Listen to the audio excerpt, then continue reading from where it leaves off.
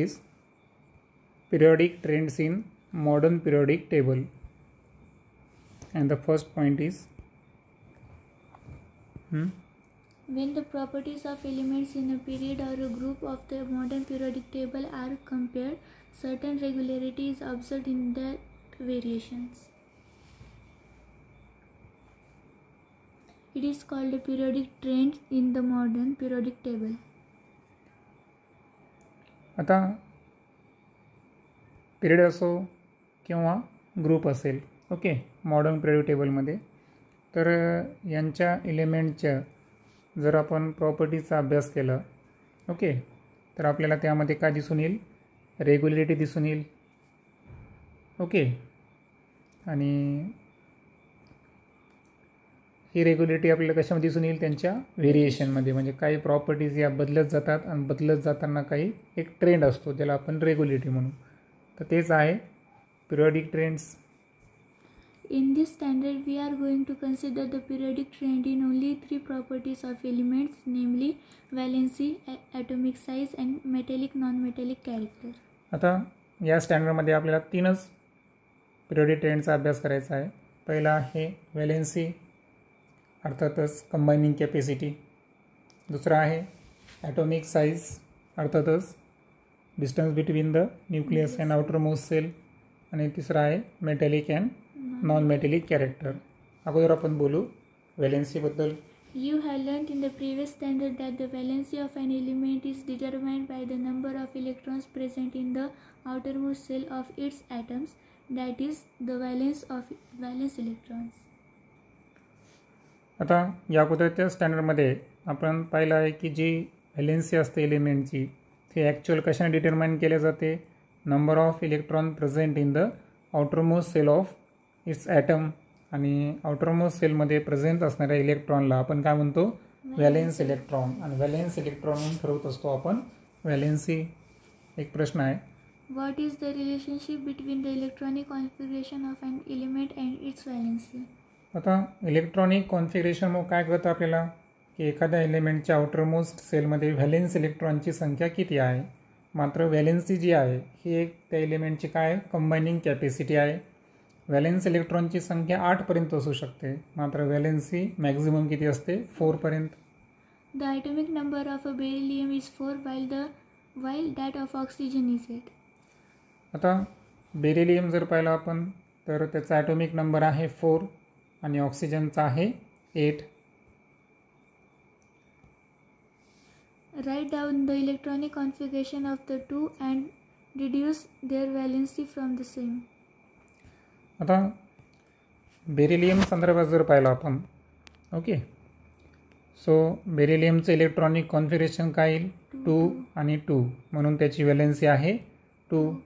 मात्र ऑक्सिजन जी आहे तर त्याचं इलेक्ट्रॉनिक कॉन्फिगरेशन आहे 2, 6.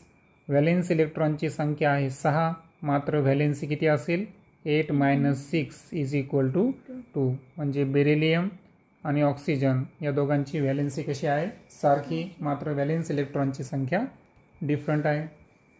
The table on the next page is made on the basis of the modern periodic table. Okay. Write in it the electronic configuration of the first 20 elements below the symbol and write the valency. Okay. आता ही activity आपण केलेली आहे की first 20 एलिमेंटचं electronic configuration आणि त्यांचं valency. Okay. What is the periodic trend in the variation of valency while going from left to right within a period? आता valency संदर्भात variation काय असेल? जेव्हा आपण पिरियडमध्ये लेफ्ट टू राईट जातो, तर लेफ्ट टू राईट जात असताना व्हॅलेन्सी ही 1 पासून 4पर्यंत अगोदर इन्क्रीज होते आणि नंतर 4 पासून 0पर्यंत डिक्रीज होते. ग्रुप नंबर जे 18 आहे, 0 ग्रुप, त्याची व्हॅलेन्सी किती आहे? 0. Explain your answer with reference to period 2 and period 3. Okay. Next.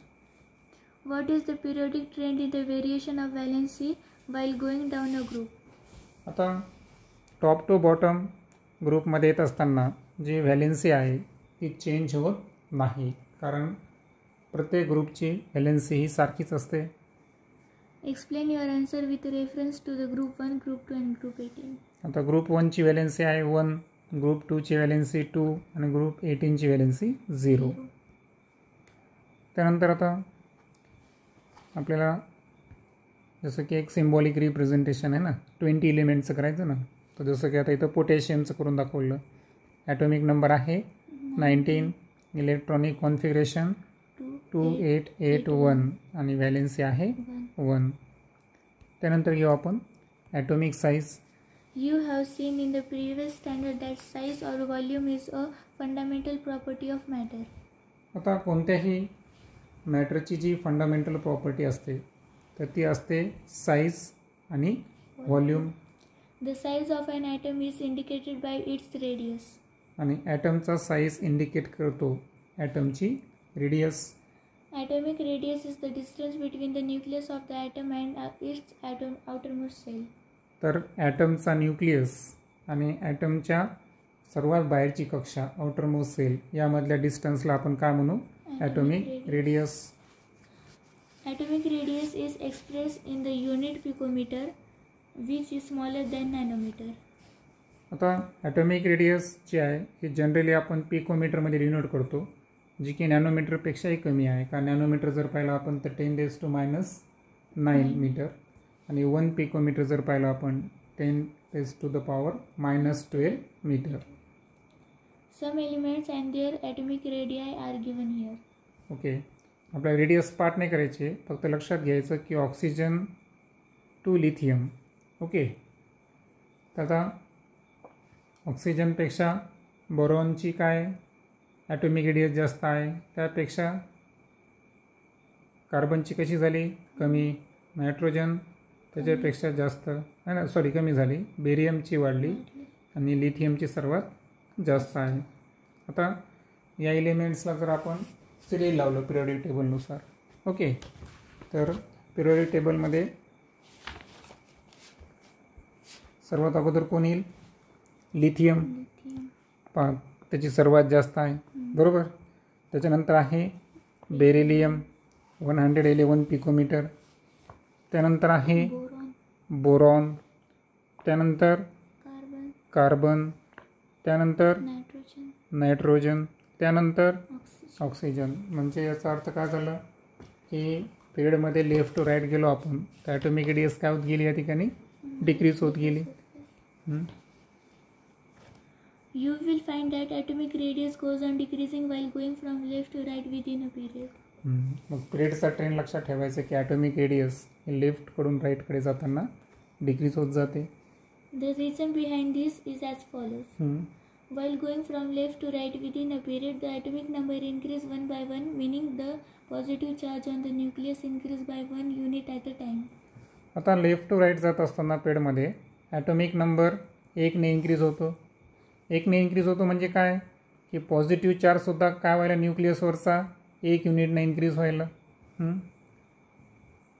However, the additional electron gets added to the same outermost cell. मात्र आता 1 युनिटनं पॉझिटिव्ह चार्ज वाढला, परंतु इलेक्ट्रॉनसुद्धा 1ने वाढायला, मात्र कक्षा वाढली का? नाही. तर सेम आउटरमोस्ट सेलमध्ये जो इलेक्ट्रॉन आहे हा या ठिकाणी पेडमध्ये ॲड होतो. Due to the increased nuclear charge, the electrons are pulled towards the nucleus to a greater extent and thereby the size of the atom decrease.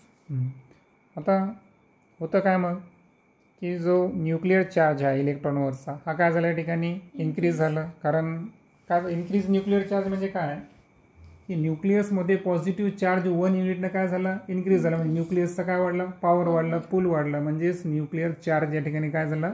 Increase झाला. मग इन्क्रीज न्यूक्लिअर चार्जनं इलेक्ट्रॉनला काय केलं? पूल केलं. कुणाकडे? स्वतःकडे. अर्थातच न्यूक्लियसकडे या ठिकाणी ग्रेटर एक्सटेंटनं त्याला काय केलं? अट्रॅक्ट केलं. आणि अट्रॅक्ट केल्यामुळं जी शेल आहे ती कुणाकडे गेली? थोडीशी न्यूक्लियसच्या दिशेने. आणि त्याच्यामुळं जो ॲटमचा साईज आहे तो काय झाला त्या ठिकाणी? डिक्रीज. आता काही क्वेश्चन आहेत. By referring to the modern periodic table, find out the period to which the above elements belong. आता हे एलिमेंट्स कोणत्या पिरियडला बिलॉंग करतात? Period number 2. 1 मध्ये हायड्रोजन आणि हेलियम आहे. Arrange the above elements in a decreasing order of their atomic radii. आता decreasing ऑर्डरमध्ये लावायचं असेल तर आपल्याला लेफ्ट टू राईट जावं लागेल, बरोबर. म्हणजे अगोदर lithium, beryllium, boron, carbon, nitrogen आणि oxygen. Does this arrangement match with the pattern of the second period of the modern periodic table? आता ही जी अरेंजमेंट आहे या पॅटर्ननुसार, तर ही सेकंड पिरियडला सुद्धा अप्लिकेबल आहे का? डेफिनेटली आहे. Which of the above element have the biggest and the smallest atom? तर biggest item कोणाचा असेल? Lithium. लिथियमचा. बरोबर. तो त्याची ॲटॉमिक डिस्क किती आहे? 152 पिकोमीटर. आणि स्मॉलेस्ट ॲटम कोण आहे? Oxygen 66 picometre. What is the periodic trend observed in the variation of atomic radius while going from left to right within a period? आता पिरियडिक ट्रेंड काय आहे असा प्रश्न विचारला आपल्याला ॲटॉमिक रेडिएशनच्या व्हेरिएशन संदर्भात लेफ्ट टू राईट. तर लेफ्ट टू राईट काय झालं? मग ॲटॉमिक रेडियस काय होत गेली? डिक्रीज होत गेली. त्यानंतर आता आपल्याला काही एलिमेंट्स दाखवलेले आहेत. पोटॅशियम, सोडियम, रुबिडियम, सीसियम आणि लिथियम. आता पिरियडिक टेबलमध्ये जर पाहिलं आपण तर लिथियम सर्वात अगोदर येतो. बरोबर. त्याची 152 पिकोमीटर आहे. त्यानंतर येतो sodium 186. Then after potassium, rubidium and then caesium. Okay. Questions. By referring to the modern periodic table, find out the groups to which above the elements belong. आता हे जे एलिमेंट्स आहे हे ग्रुप नंबर 1ला belong करतात. Arrange the above elements vertically downward in an increasing order of atomic radii. आता increasing ऑर्डरनं लावलं तर त्यानुसार काय होईल? लिथियम, त्यानंतर सोडियम, पोटॅशियम, रुबिडियम आणि caesium. Does this arrangement match with the pattern of the group 1 of the modern periodic table? Yes, exact group number 1ची जशी अरेंजमेंट एलिमेंटची तसंच आहे.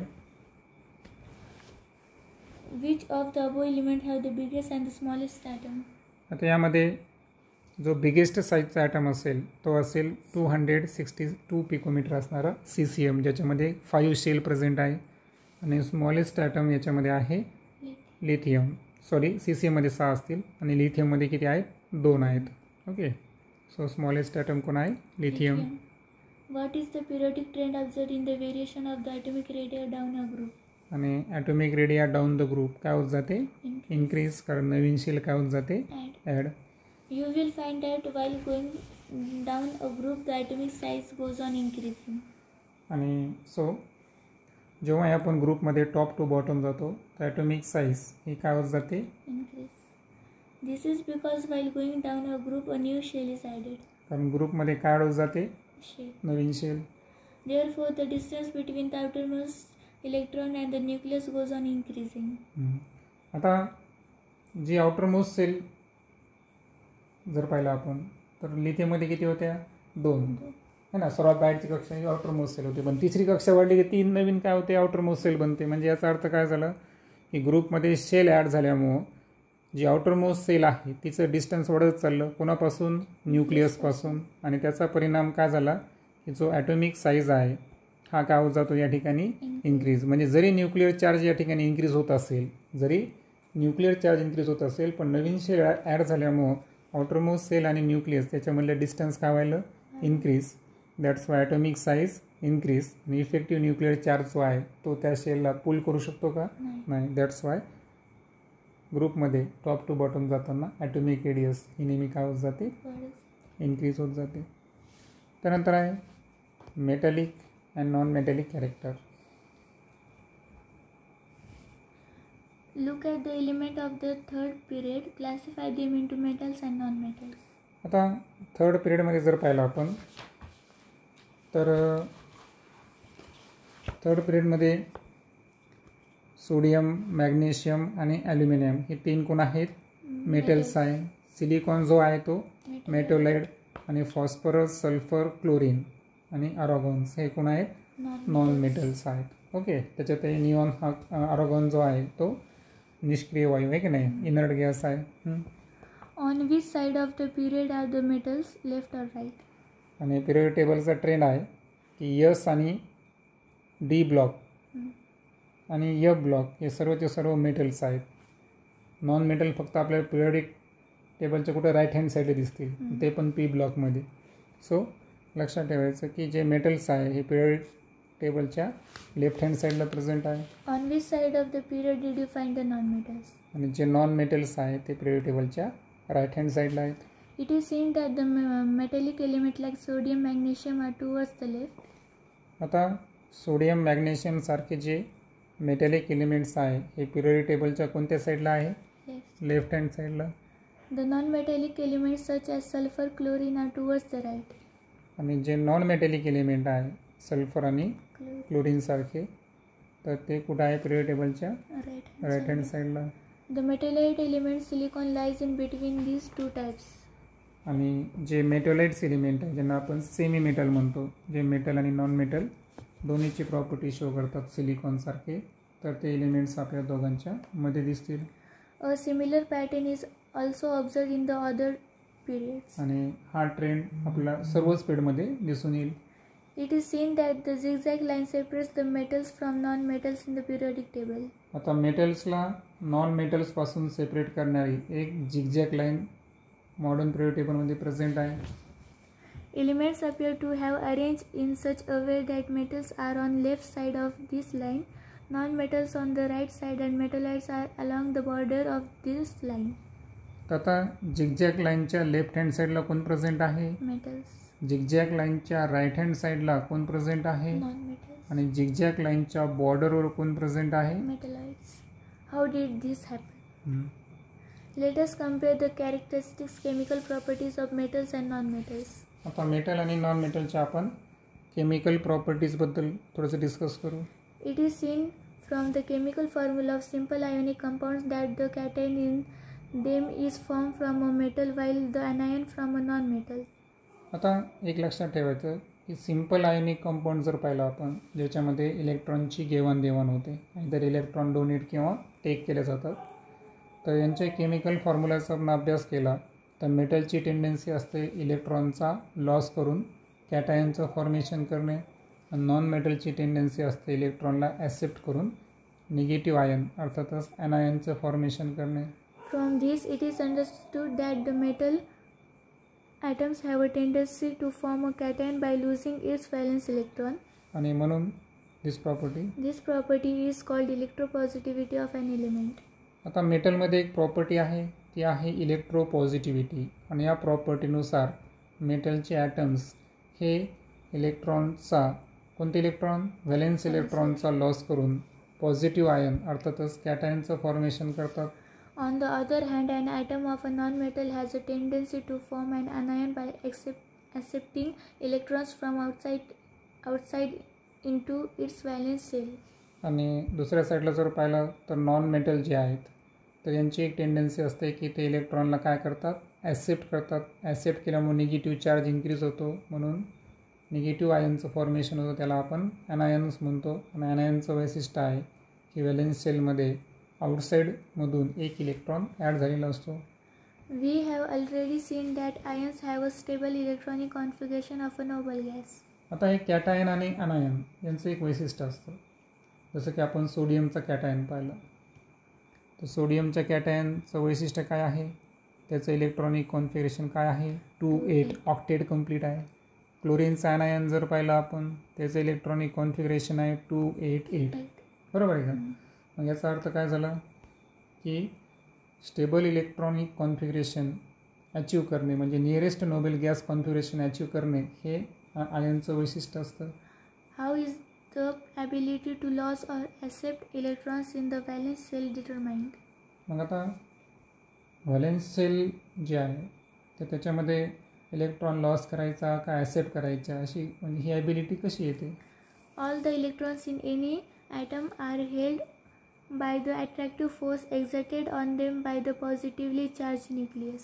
आता इलेक्ट्रॉन्स ज्याचं वजन अतिशय कमी असतं, बरोबर आहे का, पण यांना बांधून ठेवणारा जो फोर्स असतो तो असतो अट्रॅक्टिव्ह फोर्स.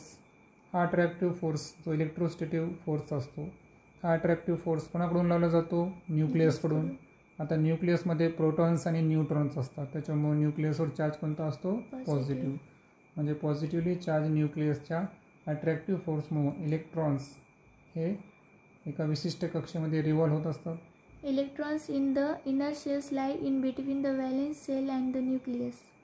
आता जसं की आपण उदाहरण घेऊ सोडियमचं. सोडियमचा आपण न्यूट्रल ॲटम घेतला तर त्याचं इलेक्ट्रॉनिक कॉन्फिगरेशन काय आहे 2a21.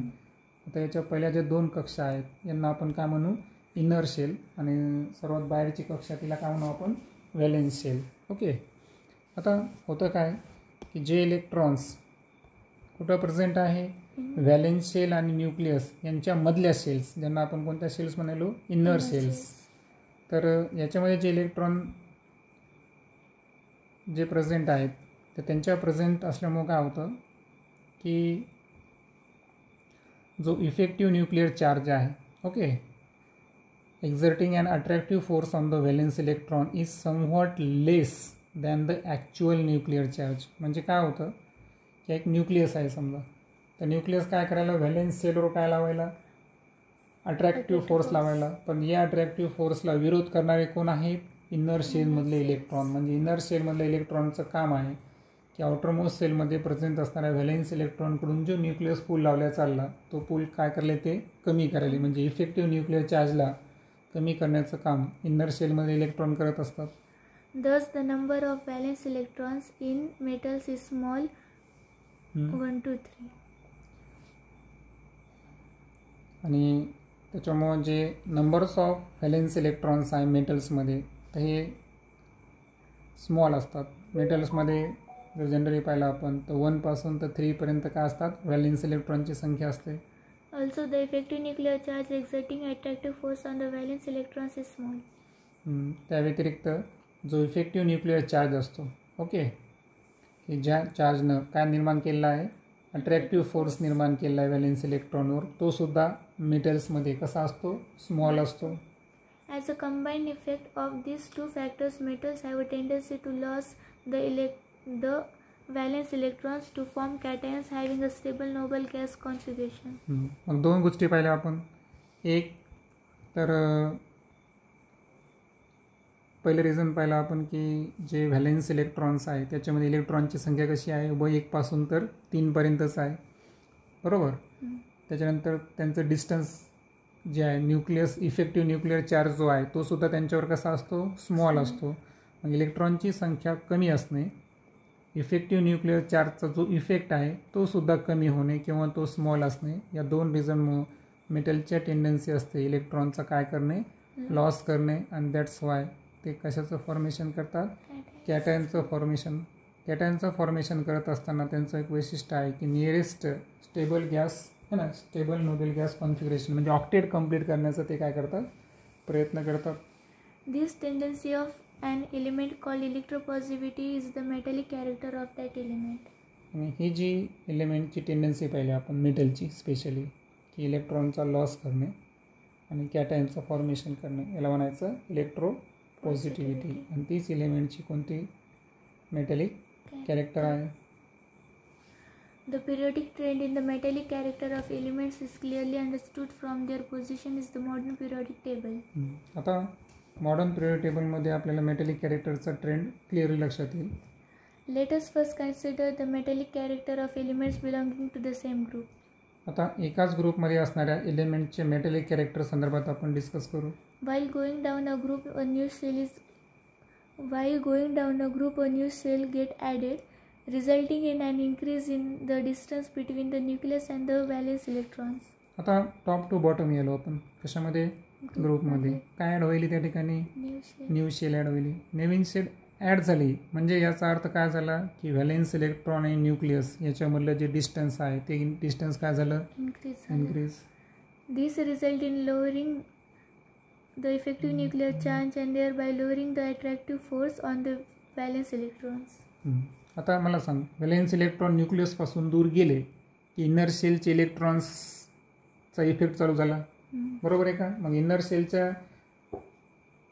शेलमधले जे इलेक्ट्रॉन्स आहेत तर त्यांचं काम आहे की इफेक्टिव्ह न्यूक्लिअर चार्ज ते काय करून टाकतात कमी करतात. त्याला स्क्रीनिंग इफेक्ट म्हणतात हां पुढं क्लासमध्ये शिकणार तुम्ही. आणि दुसरं म्हणजे जे अट्रॅक्टिव्ह फोर्स होता न्यूक्लियसचा तो सुद्धा या ठिकाणी काय झाला कमी झाला valence इलेक्ट्रॉनवरचा. As a result of this, the tendency of the atom to lose electrons increase. म्हणून टॉप टू बॉटम येत असताना इलेक्ट्रॉन लॉस करण्याची क्षमता काय होत चालली, इन्क्रीज होत चालली. Also, the penultimate shell becomes the outermost shell on losing valence electrons. आणि जसं की आता आपण हे बघ 2A21 हे कोणाचं कॉन्फिगरेशन आहे, सोडियमचं. आता सोडियमची ही कोणती कक्षा आहे, आउटर मोस्ट सेल. आणि ही जी कक्षा आहे याला म्हणायचं पेन अल्टिमेट शेल. काय म्हणायचं याला, पेनअल्टिमेट शेल. ही आहे पेन अल्टिमेट शेल. आता मला सांग, सोडियमपासून काय तयार झाला, सोडियमचा कॅटायन. तर आता या इलेक्ट्रॉनचा काय झाला, लॉस. आणि आता जी पेन अल्टिमेट शेल होती ती आता काय बनली, त्याची आउटर मोस्ट सेल. लक्षात आलं. म्हणजे पेन इलेक्ट्रॉनचा लॉस व्हायला नाही तर एक कक्षाच निघून चालली. आणि जी पेन अल्टिमेट शेल होती म्हणजे बाहेरून दुसरी कक्षा होती ती आता सर्वात बाहेरची कक्षा बनली. हे कशामुळे झालं, इलेक्ट्रॉनचा लॉस केल्यामुळे. Also, the penultimate shell becomes the outermost shell on losing valence electrons. आणि त्याच्यात जी पेन अल्टिमेट शेल आहे सांगितल्याप्रमाणे ती काय बनली, आउटर मोस्ट सेल. कारण इलेक्ट्रॉनचा काय केला, लॉस. आणि म्हणून The penultimate shell is a complete octet. आणि वरी बघ झालं का, सोडियमच्या कॅटॅनमध्ये पाहिलं आपण की आता ऑक्टेट काय झालेला आहे, कम्प्लीट. म्हणजे penultimate shell outer most shell बनणे आणि आउटर मोस्ट सेल जी आहे ती काय कशी आहे, कम्प्लिटली ऑक्टेट आहे. Therefore, the resulting cation has a special stability. आणि म्हणून आउटरमोस्ट सेलमध्ये इलेक्ट्रॉन लॉस झाला, पेन अल्टिमेट शेल काय बनली, आउटरमोस्ट सेल. ऑक्टेट काय झाला, कम्प्लीट. म्हणजे त्या ठिकाणी त्या ॲटमला काय भेटली, स्टॅबिलिटी भेटली. म्हणून कॅटायन जे आहे ते स्टेबल असतात. Due to this, the tendency of the atom to lose electrons increase further. आणि याच्यामुळे काय होतं की जी ॲटमची जी टेंडन्सी आहे इलेक्ट्रॉन लॉस करण्याची ती फर्दर काय होते, त्या ठिकाणी इन्क्रीज होते. The metallic character of an atom is its tendency to lose electrons. आता मेटॅलिक कॅरेक्टर जे आहे कोणत्या ॲटमचं तर त्याला डिफाईन कशाने करायचं की त्याची इलेक्ट्रॉन लॉस करण्याची टेंडन्सी किती जास्त आहे. आता आपण पाहिलं की टॉप टू बॉटम काय व्हायला, टेंडन्सी वाढत चालली. म्हणजे मेटॅलिक कॅरेक्टर काय होणार, increase. Therefore, the following trend is observed. The metallic character of elements increase while going down the group. ग्रुपमध्ये टॉप टू बॉटम येत असताना कधी लक्षात ठेवायचं की मेटॅलिक कॅरेक्टर जे आहे एलिमेंटचे ते काय होत जातात, increase. While going from left to right within a period, the outermost shell remains the same. आता हे झालं ग्रुप संदर्भात. आता पिरियडमध्ये आपण लेफ्ट टू राईट चाललो, फक्त इलेक्ट्रॉनच ॲड होतात, नवीन शेल ॲड होते का, नाही. म्हणजे आउटरमोस्ट सेल जी आहे ती बदलत नाही, ती काय राहते, सेम राहते. However, the positive charge on the nucleus goes on increasing while the atomic radius goes on decreasing, and thus the effective nuclear charge goes on increasing. 3 गोष्टी व्हायला. लेफ्ट टू राईट जात असताना एक एक प्रोटॉन ॲड होत चालला, बरोबर आहे का, न्यूक्लियसमध्ये. म्हणजे पॉझिटिव्ह चार्ज जो आहे न्यूक्लियसवरचा तो काय होत झाला, इन्क्रीज. त्यानंतर न्यूक्लियसचा पूल वाढणार. न्यूक्लियसचा पूल वाढल्यामुळे ॲटोमिक रेडियस जी आहे तो लेफ्ट टू राईट जाताना काय व्हायली, डिक्रीज. आणि तिसरं जो इफेक्टिव्ह न्यूक्लिअर चार्ज आहे तो सुद्धा काय होणार, increase. Effective nuclear charge increase का व्हायला, कारण शेल ॲड होईल का, नाही. म्हणजे आउटरमोस्ट सेलवरचा जो न्यूक्लियसचा चार्ज आहे तो या ठिकाणी काय व्हायला, न्यूक्लियस पॉझिटिव्ह चार्ज वाढल्यामुळं पूल वाढणार या ठिकाणी. As a result of this, the tendency of atom to lose valence electrons decrease within a period from left to right. आणि म्हणून पिरियडमध्ये लेफ्ट टू राईट जात असताना जी व्हॅलेन्स इलेक्ट्रॉन आहे त्याला लॉस करण्याची जी टेंडन्सी आहे ती काय व्हायली या ठिकाणी, डिक्रीज व्हायली. म्हणजे याचा अर्थ इलेक्ट्रोनिगिटिव्हिटी वाढायली, याचा अर्थ नॉन मेटॅलिक कॅरेक्टर इन्क्रीज व्हायली आणि मेटॅलिक कॅरेक्टर डिक्रीज व्हायली. The two factors, namely the increasing nuclear charge and decreasing atomic radius as we go from left to right within a period, are responsible for increasing the effective nuclear charge. मग आता पिरियडमध्ये left to right जात असताना जो effective nuclear charge आहे हा increase होण्यामागं 2 कारण आहे, है ना. पॉझिटिव्ह चार्ज इन्क्रीज होत असल्यामुळे न्यूक्लिअर चार्ज त्या ठिकाणी काय व्हायला, इन्क्रीज. मात्र आउटरमोस्ट सेलमध्ये इलेक्ट्रॉनची संख्या वाढायली, इफेक्टिव्ह न्यूक्लिअर चार्जने इलेक्ट्रॉनला अट्रॅक्ट केलं, त्याच्यामुळे ॲटोमिक रेडियस काय व्हायली, डिक्रीज. या 2 गोष्टीमुळे इफेक्टिव्ह न्यूक्लिअर चार्ज काय व्हायला, increase. Therefore, the valence electrons are held with greater and greater attractive force. This is called electronegativity of an atom. आणि याच्यामुळं व्हॅलेन्स इलेक्ट्रॉन त्या ठिकाणी लॉस होतात का? नाही, तर त्यांना उलट धरून ठेवलं जातं ग्रेटर अँड ग्रेटर ॲट्रॅक्टिव्ह फोर्सनं, आणि इलेक्ट्रॉन त्या ठिकाणी लॉस होत नाही. त्यालाच म्हणायचं ॲटमची electronegativity. Due to increasing electronegativity from left to right within a period, the ability of an atom to become an ion by accepting outside electrons goes on increasing. आणि म्हणून left to right electronegativity काय होते? Increase. ती increase झाली म्हणजे ॲटमची अनायन तयार करण्याची जी ability आहे ती काय व्हायली? इन्क्रीज व्हायली. कारण ॲटम काय करायले? आउटसाईड इलेक्ट्रॉन जे आहेत है ना, तर ॲक्सेप्टिंग इलेक्ट्रॉनला ॲक्सेप्ट करायले, आणि त्याच्यामुळं त्या ठिकाणी इलेक्ट्रोनिगेटिव्हिटी काय व्हायली? या ठिकाणी increase व्हायली. The tendency of an element to form an ion or the electronegativity is the non-metallic character of an element. आता जी एलिमेंटची टेंडन्सी आहे ॲनायन तयार करण्याची किंवा जी इलेक्ट्रोनिगेटिव्हिटी आहे ती त्या ठिकाणी काय व्हायली? इन्क्रीज व्हायली. आणि ह्या दोन्ही प्रॉपर्टी कोणाच्या आहेत? त्या दोन्ही प्रॉपर्टी याला आपण काय म्हणतो? Non metallic character. म्हणून नॉन मेटॅलिक कॅरेक्टर हे काय होत झाले? त्या ठिकाणी इन्क्रीज होतात लेफ्ट टू राईट जात असताना. What is the cause of non-metallic character of element?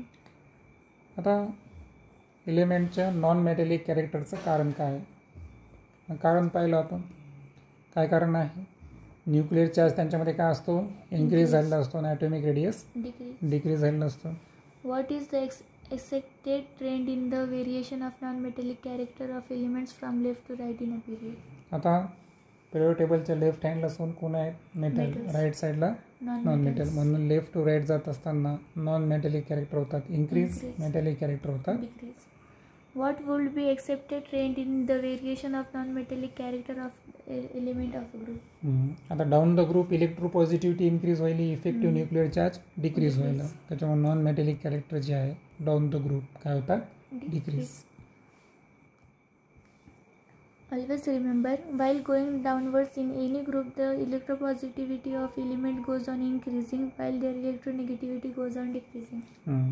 लक्षात ठेवायचं, जेव्हाही आपण गोईंग डाऊनवर्ड्स म्हणजे टॉप टू बॉटम जातो ग्रुपमध्ये, तेव्हा इलेक्ट्रोपॉझिटिव्हिटी ही काय होत जाते? इन्क्रीज, आणि इलेक्ट्रोनिगेटिव्हिटी काय होत जाते? Decrease. While going from left to right in any period, the electronegativity of elements goes on increasing while their electropositivity goes on decreasing. आणि पिरियडमध्ये जर पाहिलं आपण तर इलेक्ट्रोनिगेटिव्हिटी लेफ्ट टू राईट काय होत जाते? इन्क्रीज, आणि top to bottom left to right electropositivity काय होत जाते? डिक्रीज. हे पिरियडमधला ट्रेंड आहे. Larger the electropositivity or electronegativity of the element, higher the reactivity. आता रिॲक्टिव्हिटीचा आणि त्याचा काय संबंध आहे? तर एखादा मेटल आहे त्याची इलेक्ट्रोपॉझिटिव्हिटी जितकी जास्त, किंवा एखादा नॉन मेटल आहे त्याची इलेक्ट्रोनिगेटिव्हिटी जितकी जास्त, तितकी त्याची रिॲक्टिव्हिटी काय असते? जास्त असते, हायर असते. आता एक चार्ट होता आपल्याकडे, हा चार्ट पण आपण लक्षात ठेवू शकतो की atomic radius left to right पिरियडमध्ये जाताना काय व्हायली? डिक्रीज.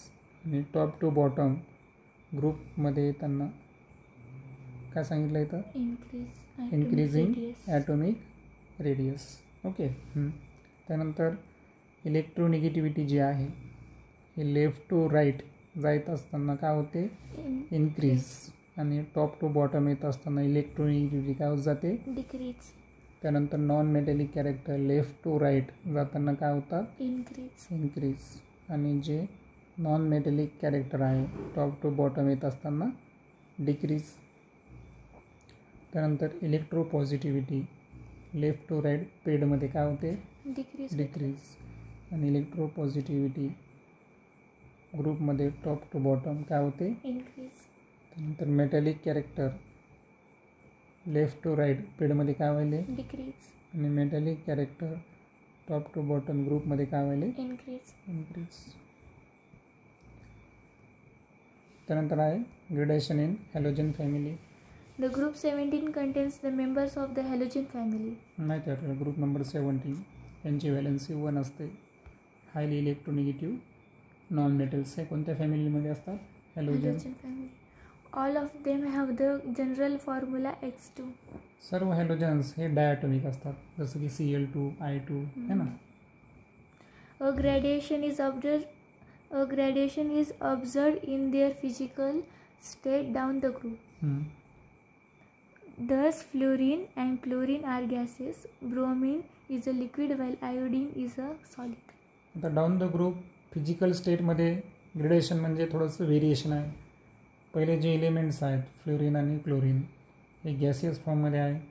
नंतरचा ब्रोमीन हा कसा असतो Liquid. आणि फायनली याला जो आयोडीन आहे तो कसा आहे सॉलिड. त्यानंतर फायनली पाहू आपण डू यू नो. आता एक रिॲक्शन दिली आहे, एक मेटल आहे, त्याची रिॲक्शन वॉटरसोबत झाली की मेटलचा काय तयार झाला हायड्रॉक्साईड आणि बाहेर कोण पडला Hydrogen gas. A general chemical equation indicating the reaction of alkaline earth metal is given above. आता हा मेटल, आता आपल्याला माहिती आहे OH ची व्हॅलेन्सी 1 असते, 2 लागली ना, म्हणजे मेटलची पण व्हॅलेन्सी किती आहे 2. मेटलची व्हॅलेन्सी 2 आहे म्हणजे तो ग्रुप नंबर 2चा मेटल आहे. अर्थातच कोण येतो Alkaline earth metal. While going down the second group as beryllium, magnesium, calcium, strontium, barium, the gradation in this chemical property of the alkaline earth metal is seen.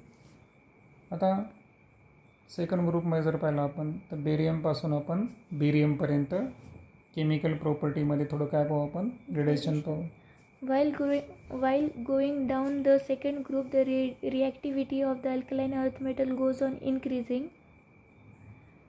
and thereby the S with which this reaction takes place also goes on increasing.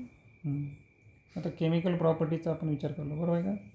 तर second ग्रुपमध्ये alkaline अर्थ मेटलची जी रिॲक्टिव्हिटी आहे ती काय होत चालली increase होत चालली.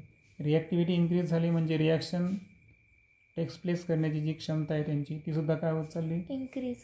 Thus beryllium does not react with water. तर पहिला एलिमेंट बेरिलियम तो वॉटरसोबत रिॲक्ट व्हायला का नाही. Magnesium react with steam. Magnesium थंड पाण्यासोबत रिॲक्ट होत नाही, मात्र स्टीमसोबत होतो. While calcium, strontium and barium react with water at room temperature with increasing rates. आणि कॅल्शियम, स्ट्रोटियम आणि बेरियम जर पाहिलं आपण तर वॉटरसोबत हे रूम टेम्परेचरला सुद्धा रिॲक्ट होतात. त्यांना स्पेशल स्टीमची वगैरे गरज आहे का नाही. त्यातही कॅल्शियमपेक्षा स्ट्रोटियम आणि स्ट्रोटियमपेक्षा बेरियमची रिॲक्शन थोडीशी फास्टर रेटला आहे.